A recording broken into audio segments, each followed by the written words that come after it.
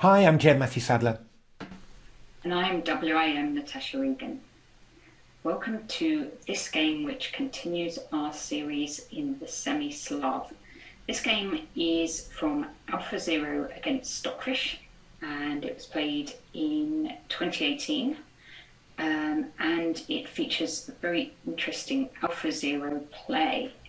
The opening is actually quite quiet at first, and so it's the E3 variation of the Semi-Slav with Queen C2, which is a line that was favoured by Karpov. But AlphaZero plays it in a way that Karpov would never have chosen to play it, including castling on the queenside and attacking. This is because Stockfish chooses quite an unusual line, which is 8a6. Normally you would have castled first to play that. And the interesting thing is that recently Stockfish NNUE also chooses the move 8a6 in the same position, and that's why we thought back to this game. It is actually a really interesting attacking game from AlphaZero, in which AlphaZero chooses to sacrifice the exchange in order to build up the attack. But also Stockfish's defense is very interesting, and Stockfish manages to combine attacking and defending by pushing its queenside pawns forward, meaning that white has less space for its pieces, but also meaning they're in a position to counterattack against white's king on the queenside. And a very interesting struggle ensues, which ends up in a perpetual. Yeah, that's absolutely great. Let's have a look at the game. This is how it. This is the interesting part of the opening, but we'll go back and show how it all happened. So d4, d5, c4, e6.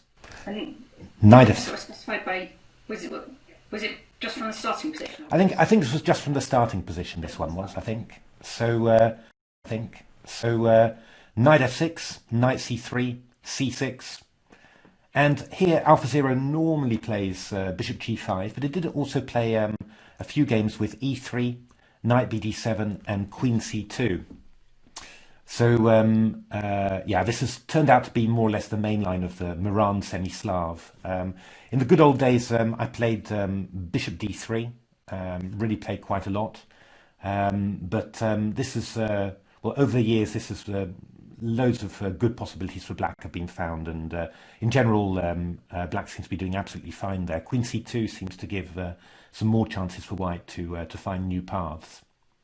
Black plays bishop d6, and now there are various possibilities here. G4 was Shirov's brainchild, Alexei Shirov's brainchild, and he won many great games with it. I think we feature one of those games in Game Changer, and there's also a game of, I think a game of fires that we also cover in on this channel. You know, have a look at our Semi-Slav, Slav and Semi-Slav playlist for that.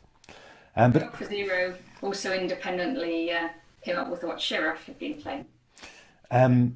No. This is AlphaZero played bishop d3 here, so which is the normal quiet line, and many different plans here. At one stage, when I was professional, Alexei Dreyev was the big expert on there, and he was always castling and playing b6. These sort of ideas, just developing the queenside pieces and then trying to break with c5 or e5 at a later stage. I always favoured the plans with taking on c4, and this is what Stockfish does.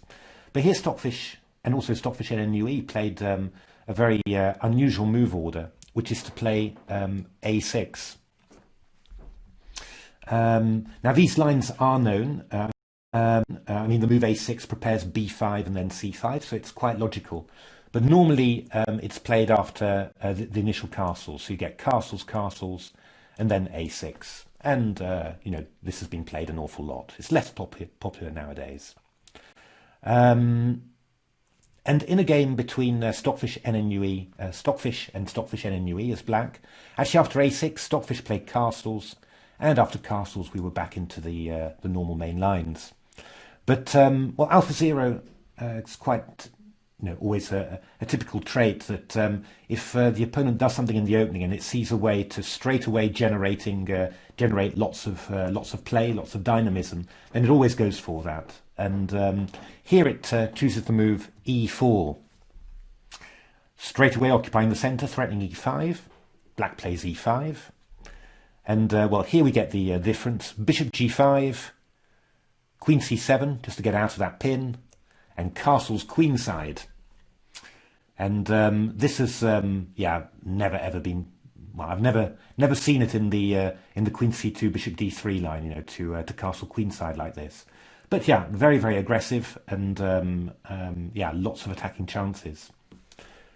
So black. Leela also tried this kind of plan with castles queenside. Indeed. So Leela also played this against Stockfish NNUE, but here played just a little bit more quietly. It played the move king b1, and after e takes d4, it took with a knight on d4, which is a less aggressive plan than the one AlphaZero played. And Stockfish NNUE equalised without too many problems, actually. Went bishop e5, rook e1, b5. Got to be careful with white because obviously you're castling queenside, and well, black's got quite a strong queenside pawn majority, and well, you're kind of putting your pieces in the way of that. So really, there's also some danger for white as well in this plan.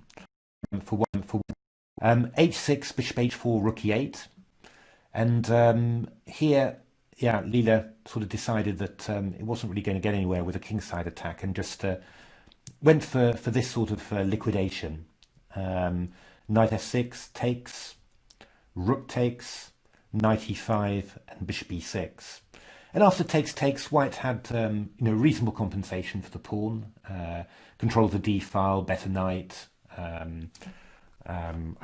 Moves like f4 were played, c5, queen d7. You swap off the queen to get a rook to the 7th, but it wasn't actually any better for white at all, and a draw soon ensued. AlphaZero's plan was somewhat more aggressive. It played bishop b3. Black went b5 in this game, and here AlphaZero took on e5. So no preparatory moves, king b1 or anything. We're just trying to keep the attack going. And of course, taking on e5 just means that bishop e5 will be able to go knight takes e5. Get rid of that bishop and then push the kingside pawns forward with f4. Looks very dangerous. But Stockfish's idea was to play knight takes e5. And at first sight, this looks quite horrific. After all, you can play bishop takes f6, g takes f6, and damage the black kingside. But this is actually quite a common idea in the semi-Slav. The idea is that white's got a pawn on e4, so the dark squares around that white central pawn are weaker. And if white's exchanging off the dark squared bishops, then white will find it probably quite hard to really get some attack going on the dark squares. And in the meantime, black's still got the queenside pawn majority to annoy white with. So AlphaZero didn't actually do this, but in one of my engine games, this is Stockfish against Stoveface, Stockfish did do this, and well, it certainly showed that that there's some danger in these positions. I think probably the main danger comes from the fact that normally when black allows this, white's king is normally castled kingside, and so there's not that much chance of throwing stuff forwards to attack. But in this position where white is castled queenside, there's possibly a lot more. There's a lot more ideas for white, and well, I'll just show you how this game proceeded, because it was quite brutal. Queen d2. It's a move again that we'll see in AlphaZero's game, a very useful one, attacking the loose bishop on d6 and getting ready to move the queen over to h6. Bishop e7, knight takes e5, queen takes e5. These are maybe not the best moves from Stoveface. f4, queen c5, and then f5. A very fine idea. Gives away this e5 square, but it shuts in the bishop on the light squared bishop, so that bishop is not going to be able to defend the kingside. And, well, it's also reopening the path of the queen towards the kingside. And this finish was extremely nice, I have to say. King h8, queen h6, a4, bishop c2, rook d8, rook d3. So we're teeing up, first of all, on the first rook lift. The first rook lift, rook h3. And it looks like, but it looks like black's actually, defending all right there. I mean, and after all, black is going to start getting some counterplay with a3, so it doesn't look so bad. But I mean, Stockfish is already in the stratosphere when it comes to evaluation here. Rook d3. Second rook lift. Second rook lift. Rook g3. Next one, a rook lift. Rook g8. But then it looks, you sort of think, well, okay, that was clever, but it's held now. I mean, your two rooks are holding the queen and rook off. But yeah, there's another step to it, which is rook h5 and rook h3. And whatever you do, you cannot stop queen takes h7 check with imminent mate.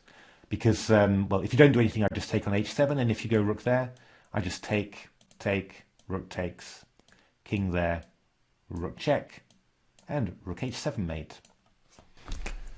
Very pretty. Very pretty. I don't actually think I've seen such a powerful and sort of structured rook lift to mate the opponent's king. I really think that's quite beautiful.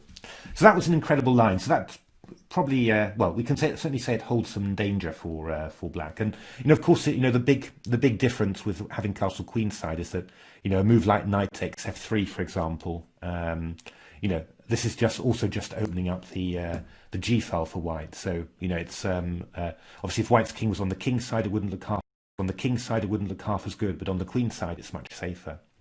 So this is a very dangerous line.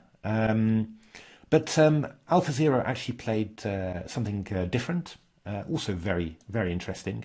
Played queen d2, attacking that loose bishop on d6, the same theme that we saw in this Stockfish engine match. So what's the idea? The basic idea is that if you go bishop b4, something like this, white's got this unpleasant move queen f4, attacking the knight on e5 and also attacking the knight on f6. Really quite unpleasant, that one. So what Stockfish did was probably a little bit afraid of playing the bishop back to there, which is a little bit more solid, but there we can even play takes, and f4, and then e5, which leads to a pretty good position for white after takes, probably bishop f6, takes, and rook e1. Looks quite sensible. Takes, queen takes c3, takes. White's, yeah, I mean, black's reached an ending, but a lot of weak pawns here. White's rooks threatening to come into rook d6, rook e7. Should be very unpleasant for black, this one. So Stockfish played an unexpected defence, but quite a good one actually. Played knight e8. So getting out of the way of this bishop f6 idea, and also protecting the bishop on d6. And what's going to come in next? Well, these pawns are going to start moving down and gaining space. So AlphaZero just kept the attack going, the initiative going. I mean, it's always taking pieces, following up. That's always the most forcing way to keep things going. Played f4, and here Stockfish played bishop c3, and this actually forces b takes c3. So if queen takes c3, then I think h6 is quite irritating. That bishop on g5, if it moves away, I've got queen f4 check. And looking at all the possibilities for sacking something with h4, or for example, they don't particularly seem to work. So yeah, black's actually doing quite decently there. So white played b takes c3, but this actually does weaken the white queen side a little bit, and that gives black some sort of thoughts for counterplay there. And I mean, in Game Changer, we looked at in quite a lot of detail at Stockfish's defence. How does Stockfish defend positions? And it was always trying to weaken the opponent's king. Even whilst you're attacking, it was trying to weaken your king, so that opens up some chances for random tactics. And well, this comes out quite well here as well. So bishop g4 from Stockfish, just trying to disrupt the white position. That's another thing that we saw. You'll always try and disrupt your attacking pieces. But AlphaZero, You move the rook to here. Exactly, that's a good little test. What's the best square here? What should white be doing in this position?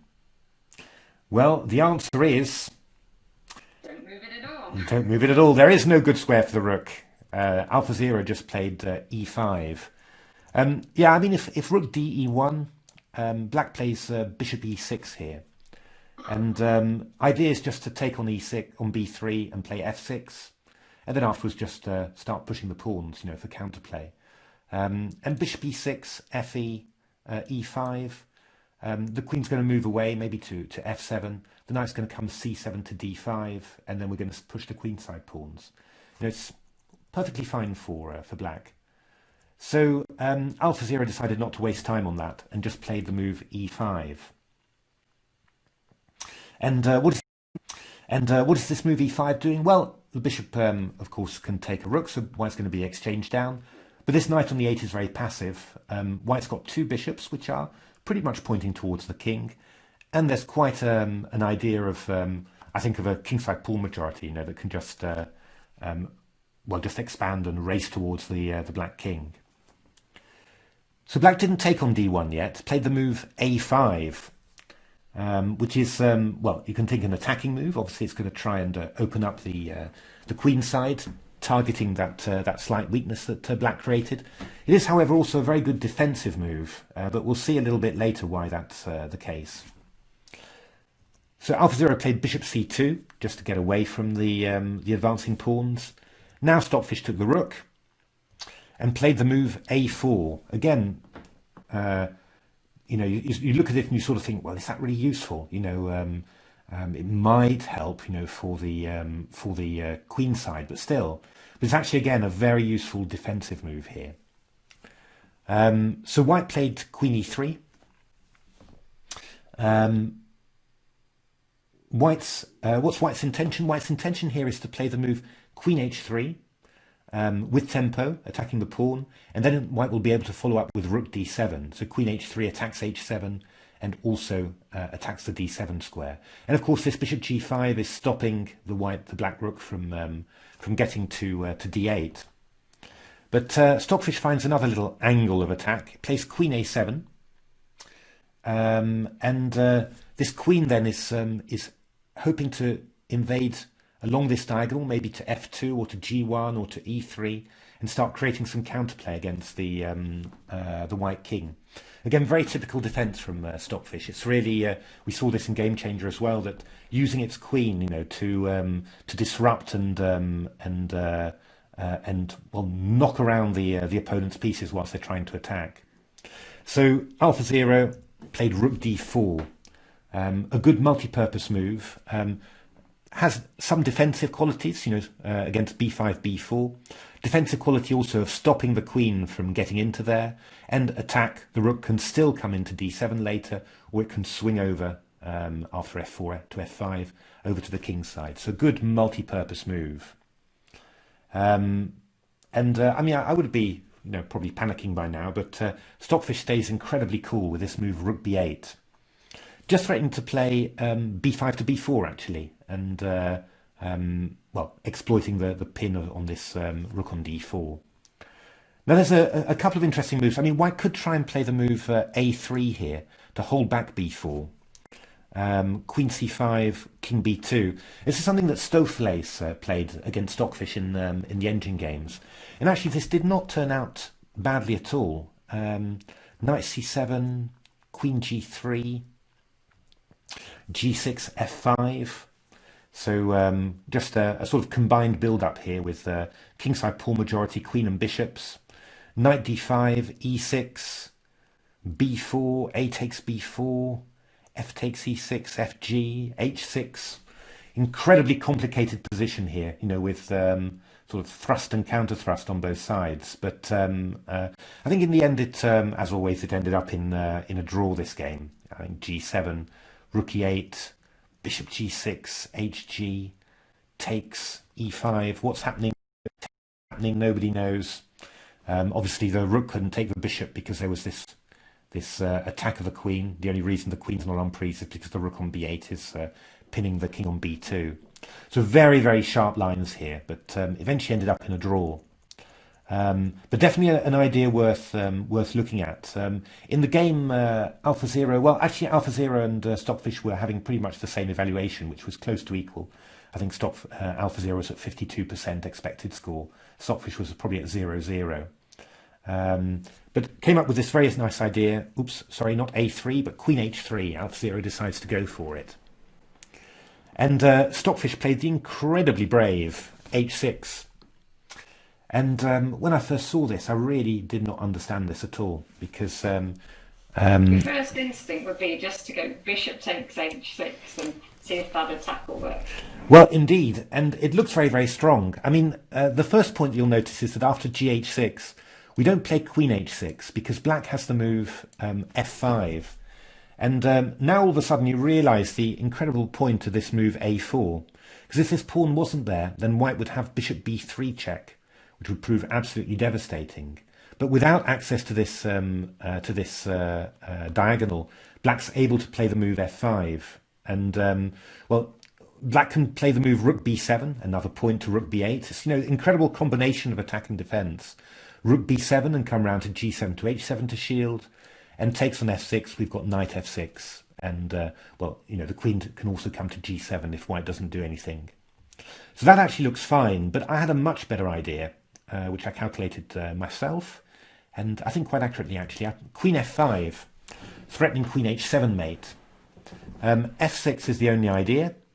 And then rook D7.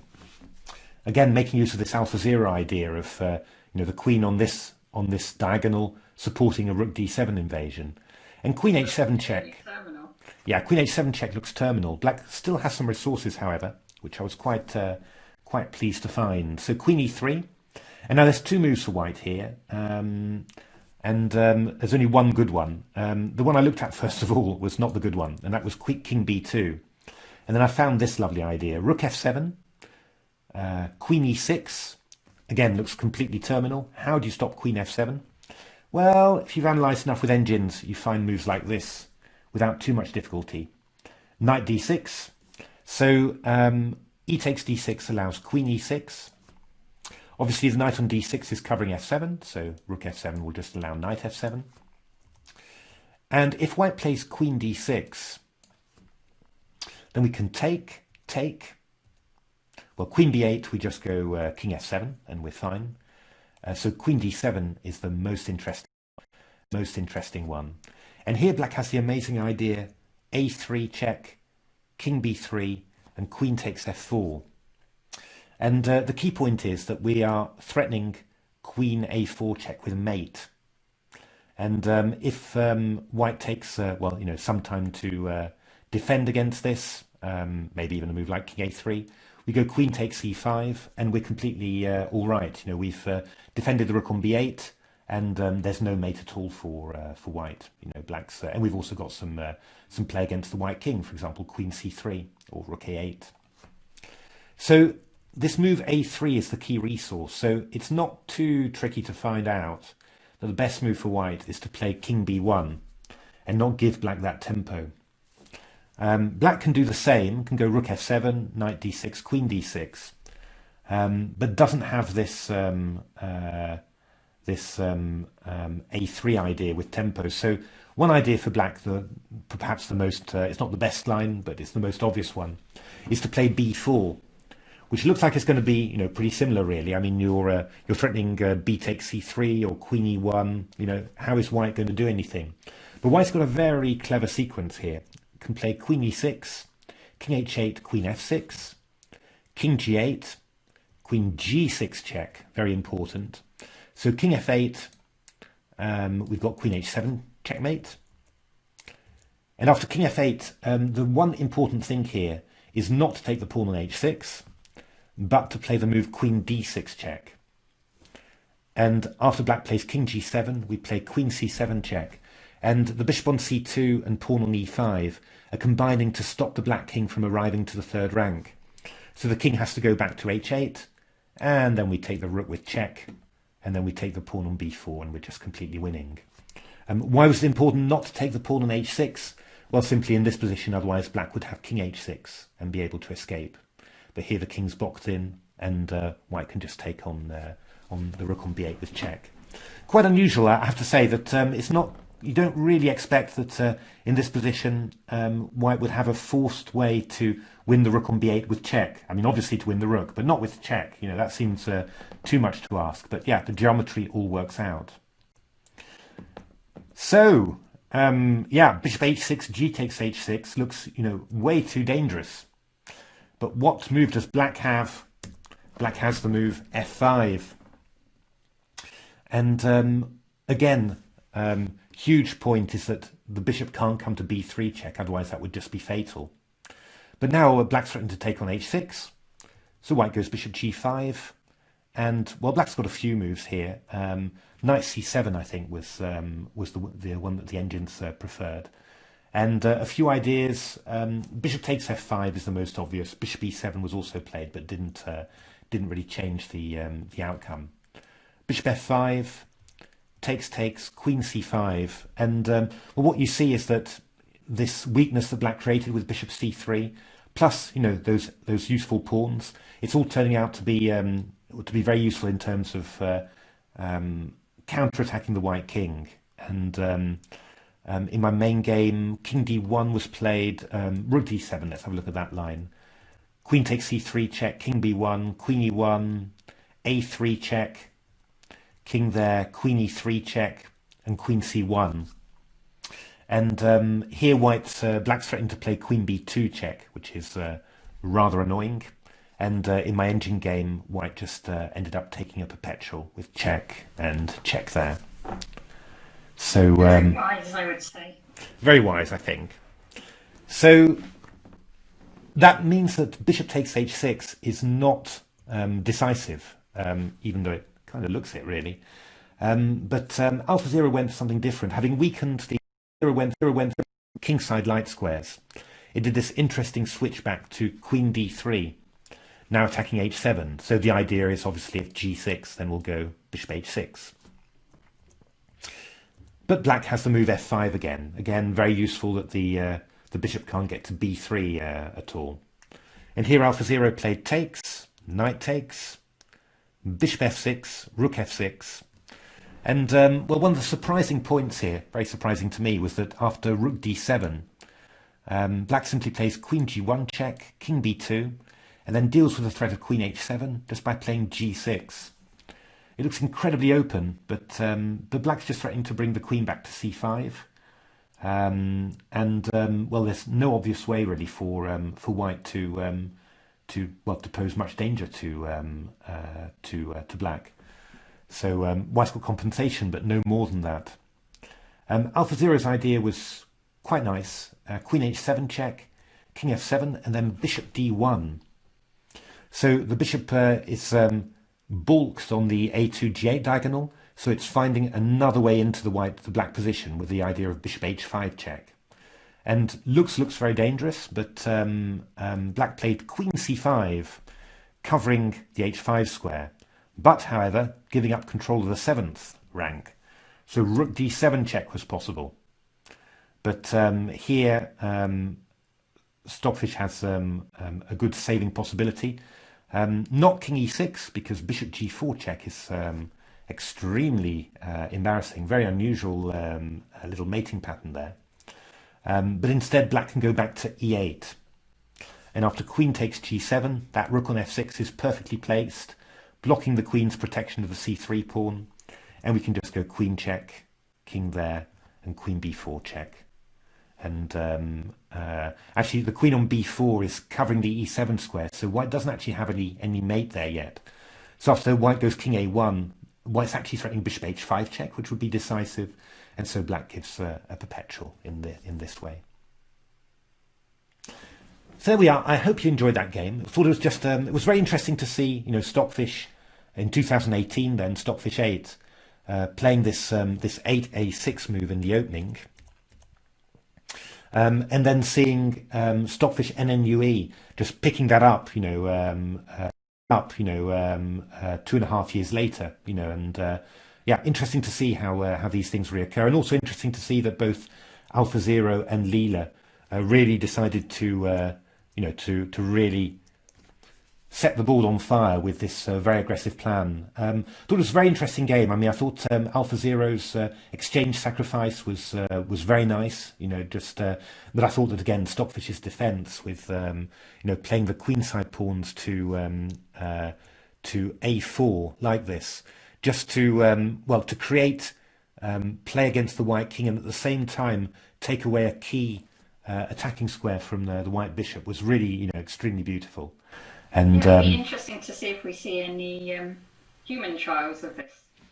Yeah, 8A6. I don't know. It's quite would be quite interesting to would be quite interesting to see. But yeah, white doesn't have to go into this aggressive plan with castles queenside. White can always just castle kingside. That's right, and yeah, and play more quietly. But I think this line is definitely worth investigating. And certainly Stockfish's bishop takes f6 looked, yeah, very, very scary. But there we are. Anyway, if you enjoyed this video, then don't forget to subscribe and help us reach our target of 5,000 subscribers. Yeah, also do take a look at our book Game Changer, where we've got loads of great games between AlphaZero and Stockfish. And we also, as we mentioned, also look in quite a lot of detail at how Stockfish defends positions like this, which is very, very instructive. And otherwise, you know, keep well, keep safe, and thanks for watching. Thank you for watching.